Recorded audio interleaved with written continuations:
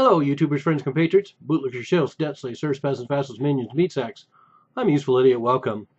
And today I want to talk about Black Lives Matter, this Black Lives Matter so-called movement that's going on right now. And I'm a little behind the ball on this because I wanted to do this video a couple months ago, but as everyone knows, I kind of take some time off here and there, and it happens to coincide with this whole blossoming of the Black Lives Matter movement. And this ties in with a lot of other videos I've done discussing this whole issue where I do have some serious issues with police in the United States. This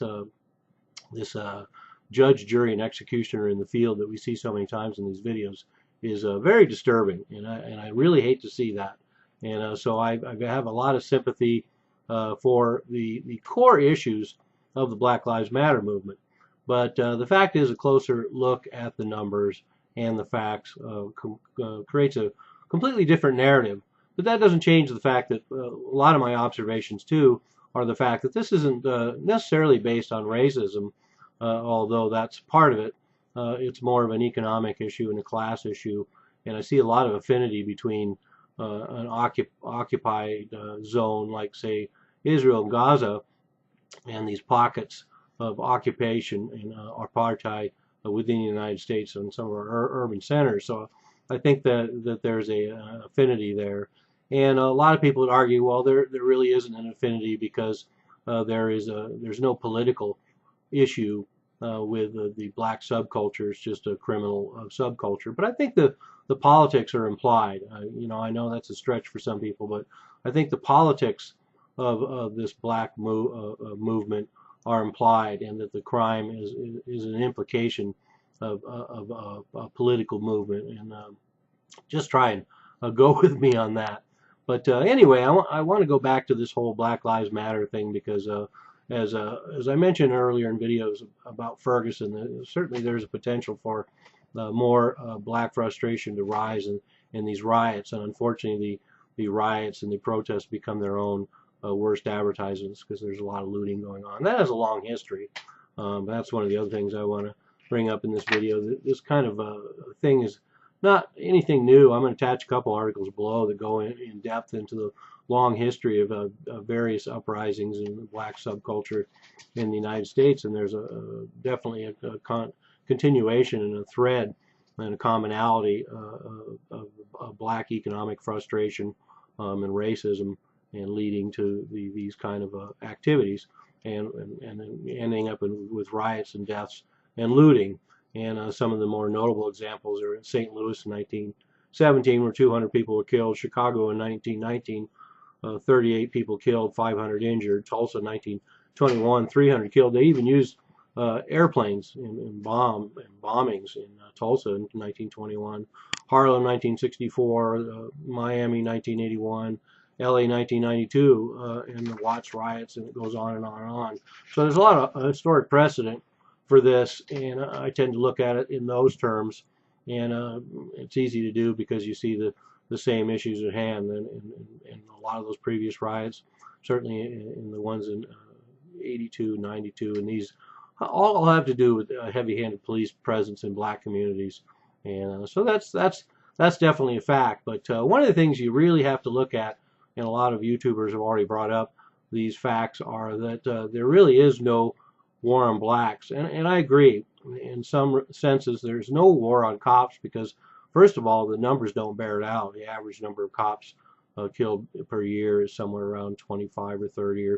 And I don't want to downgrade the reality that it's sad that cops are being killed in the line of duty. But the fact is, the number of cops that are killed don't really justify the overwhelming backlash against these communities and the kind of violence that's ensued on them. And how many police shootings do we have? Well, 1,388 people were killed by police in 2015, and the numbers are 560 whites were killed, 40%, and 318 blacks, 23%, and then of course a number of other subcategories. But it bears out the fact that proportionately, certainly a lot of blacks were killed, but then you have to go into the fact that proportionately a lot of crime is being perpetrated by a small percentage of the black community. And but 782 of these instances, people were killed were armed and purportedly armed. So we have to bear that in mind, that overwhelmingly, in spite of all the videos we see, a lot of these people shot in the field are armed, but most of them are also white. So there's that. But then also one has to bear in fact that 2011, for example, 62,593 blacks were victims of white violence, but 320,082 whites were victims of black violence. So one could argue that there's more of a war on whites by blacks if one were to look at those kind of numbers.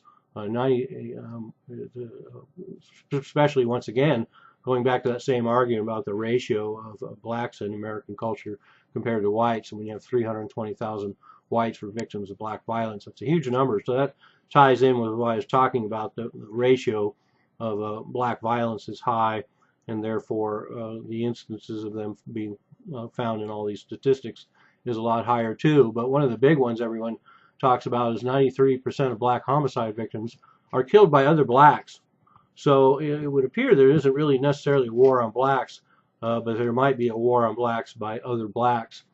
7,000 blacks murdered a year between 1976 and 2011. 279,384 black murder victims. And so this is an inconvenient narrative, and I think the one certainly that needs to be brought up, and I certainly think all the major black leaders and the black community should be talking about these kind of issues, black on black violence. That is a real tragedy, and certainly that's harder to address than the issue of why do so many young blacks find themselves in the criminal system. That's a little easier to sort out. And let's look at that a little closer. Black crime is significantly higher in all categories: assaults, burglary, rape, armed robbery, murder, particularly as a percentage of population. Blacks are 13% of the population. Between 1980 and 2008, 52% of homicides were by blacks. And that's, like I say, that's very high. Using the same kind of ratios you can defend, you can also attack a lot of these arguments about the war on blacks and racist topics.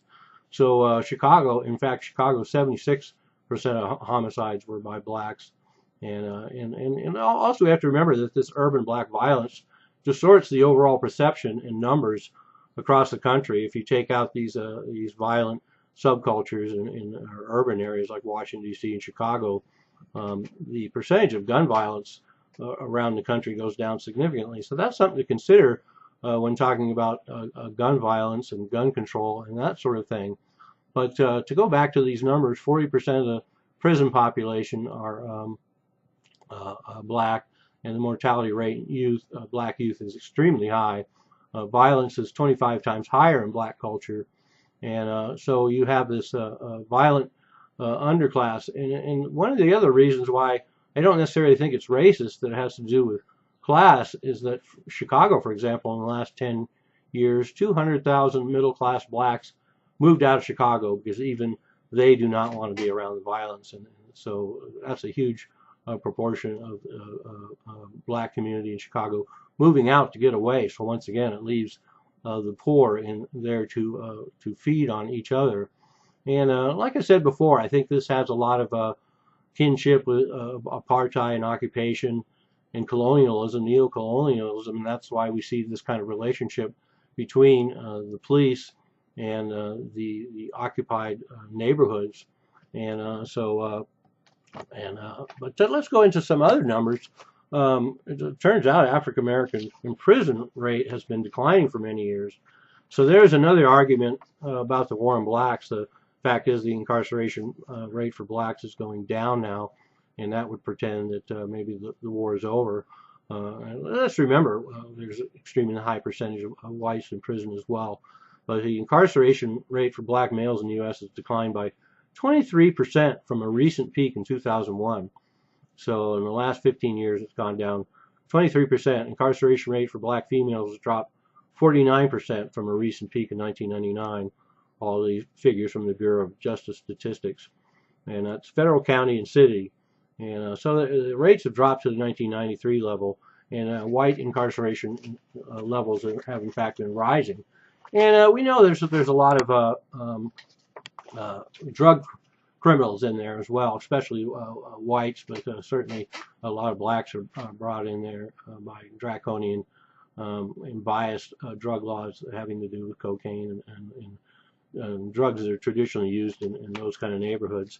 But we also have the fact that 60% of hate crime offenders are white and 20% of hate crime offenders are black. And I have a real problem with that kind of statistic because, as it turns out, there's plenty of documented cases where black violence on whites is clearly racist and it's not deemed a hate crime. So I find that it's actually racist to talk about hate crimes because it's very easy to charge whites with hate crimes, but it's apparently very difficult to charge blacks with hate crimes, especially when you, like I say, when you look at those crime numbers, you have 380,000 assaults against white people by blacks. A high percentage of them are based on race, and yet they're not classified as hate crimes. A good example of that is locally, FBI investigating a black man beaten by a white guy as a possible hate crime in Port Angeles, Washington. It just seems like such an anomaly, but there it is.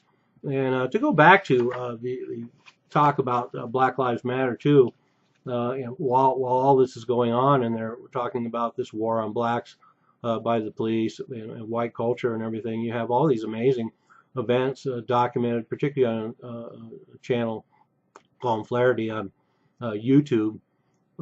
13 people shot at a party, black people shooting other black people, 23 people shot by other black people at parties, and I'll attach some of those stories below as well. And so you have more people being killed by blacks at parties than we do in these street events by the police. And so once again, let's look at the numbers, look at the realities, and maybe look at the mythologies. And that's the important thing, I think, to realize is that these are mythologies that are created and are convenient for the players who exploit these issues. And it's unfortunately that all these people become the pawns in this game. But the fact is that politicians are the ones that create these ideas about wars on cops and wars on and black leaders could talk about these ideas that create this idea that there's war on blacks, and everybody needs to look at the real numbers. But it's just too tempting to go in there and exploit these tragedies and use them for political goals and agendas. But that's like everything else, isn't it? So anyway, try to cut through all the noise and look at the realities. And unfortunately, Black Lives Matter, in spite of its noble roots and its purported noble goals, unfortunately becomes just another part of the tragedy. And anyway, let's look at historically, why would this be? Why do we find ourselves in this situation where we still have this poor black subculture at odds with the police going back 100 years or more? And but of course the level of it has changed, and some of the things we have to look at are historically family breakdown. For example, in 1950, female-headed households were 18% of the black population, but by 2016 now, female-headed households are 70% of the black population. So this family breakdown has happened.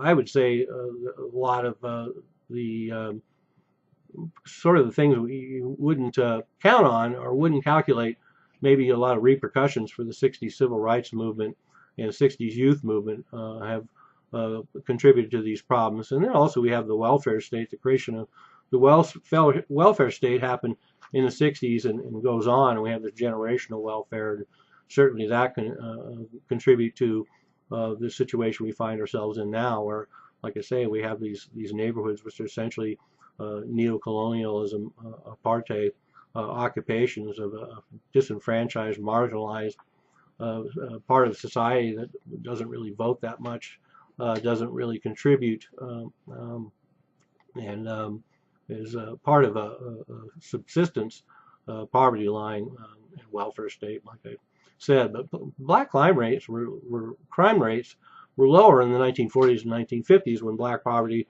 was even higher and discrimination was legal and rampant. So there are no easy answers as to why we end up in the situation we do now. And I'll leave that to people a lot more tuned into those kind of issues than me to discuss them. But the last part I want to talk about is that I think it's a legitimate issue to bring up the fact that the U.S. police have spent a lot of time working with Israeli police and security forces, and we have these exchange programs, and I think that has a lot to do with where our police have ended up now. Not only are the United States police very militarized now, a lot like in Israel, where it's really hard to tell the difference between the military and police in Israel, and Palestinians constantly talk about that. In the United States, we have a militarized police, but not only that, they're taught these same security methods that are being used in an actual colonial situation, in an apartheid situation in Gaza and the West Bank and Israel.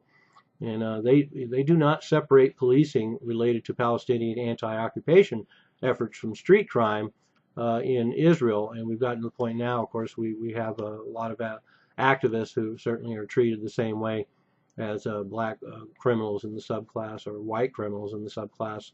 But the Palestinians represent both a political and armed opposition to a military occupation and a disenfranchised underclass with criminal elements in an apartheid state. And so I think that bears out what I'm saying is that there seems to be an affinity here, and a disenfranchised underclass with criminal elements living in an apartheid state. And I find that the more I watch clips on YouTube of violence in Palestine and Gaza and Israel, and the more I look at the violence in the United States, there seems to be a lot of similarities and overlap, and the similarity between Israeli police tactics and U.S. police tactics. But anyway, that's a little off topic overall. Like I say, I don't think there is really a war on blacks per se, but there is neo-colonialism, there is apartheid, there is a poor black underclass that happens to be the target, and creates this violent subculture that the police and the communities both contribute to. So very complex, but the way the politicians and the media handle it is certainly not helping anything at all, just as usual. I'm Useful Idiot, don't you be one too.